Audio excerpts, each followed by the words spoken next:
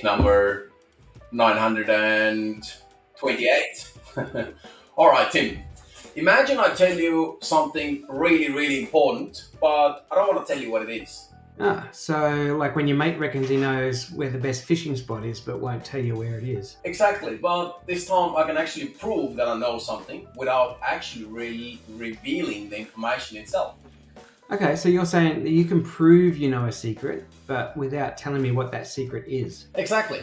So, think of it like a padlock. You don't actually need to see the key to know that I have the ability to unlock it. You just have to trust that I have the key. Okay, right. So you're proving that the solution exists without actually showing what the solution is itself. Bingo. And that's the basic idea behind zero knowledge proof. It's a way to prove something is true without actually revealing how you know it. Okay, I'm intrigued, but I still don't get how it actually works in the real world. So let's break it down step by step. Simon, so you've thrown around this zero knowledge proof thing like it's some kind of tech wizardry, but what does it actually mean? I'm glad you asked. So, all right, imagine this envelope. Wait, I have an envelope somewhere. Here we go. Secret envelope. It actually says secret as well. It could contain information like my bank PIN or my embarrassing old MySpace username or exact amount of money I've wasted on a gym membership I never used. Mate, if it's that last one, you don't want that getting out. Exactly. Well, and on the topic, did you use MySpace as well when it was first introduced? I did, it was a long time ago. I don't even really remember my old password, but it probably, my old username, but it probably was embarrassing. Well, Microsoft killed it. Well, Skype still lingers around. Anyway, yeah, let's continue on. So, but here's the thing. I need to prove that I know exactly what's inside this envelope without actually ever showing you the contents. What you say is you know what's in there and expect me just to believe it? No. Instead, I create a second envelope with exact same contents. So now, you don't have to know what's inside the envelope, but you do know that I must have known what's inside the first one to duplicate the second one perfectly. Wait, so you're saying you can prove you had the knowledge without actually revealing the knowledge itself? Boom. That's exactly what zero knowledge proof does in the digital world. Instead of exposing the sensitive data, it actually proves that something is true. So this could be used for like proving I've got enough money in my bank account without showing my balance? Spot on. It's like showing up to a bar and proving that you're 18 without handing over your entire driver's license that also reveals your name, address, and that dodgy photo from you 10 years ago or something.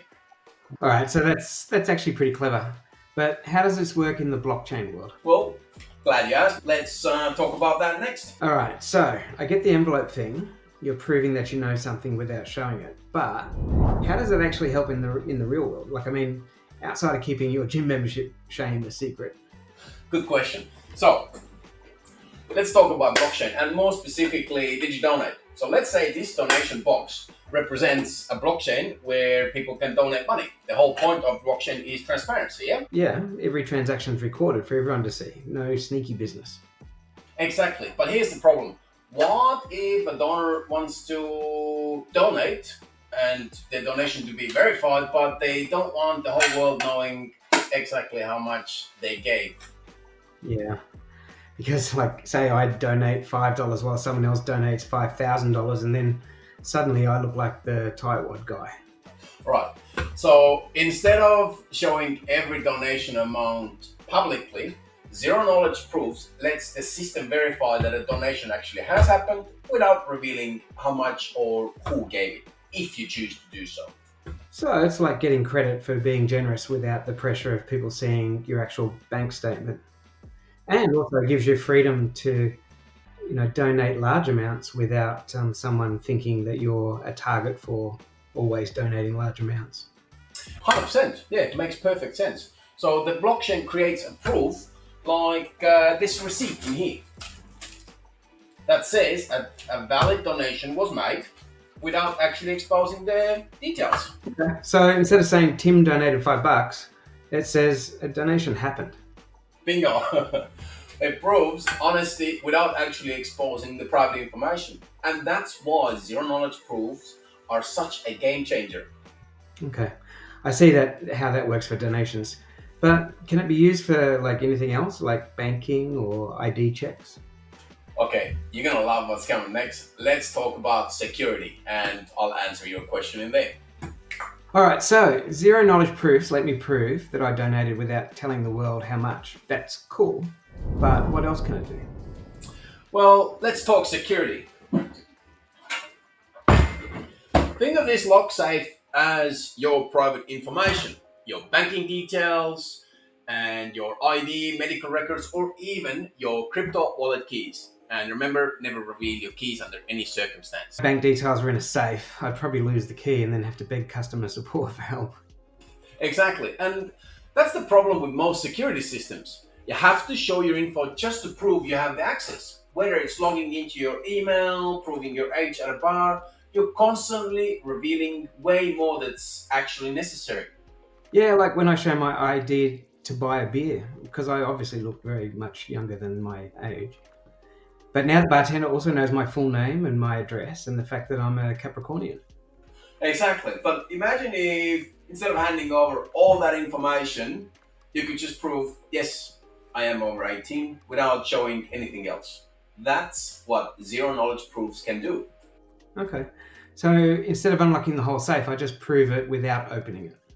Bingo. This changes everything. So imagine logging into your bank without ever entering your password. You prove you have the right credentials without ever sending them over to the internet. No data leaks, no hacking risks. And that's possible? Not only possible, mate, but some companies are already doing it. This is the future of online security, and it's coming in very, very fast. Okay, I've got to admit, this is actually sounding like a proper game changer. But if this is the future, where is it all heading?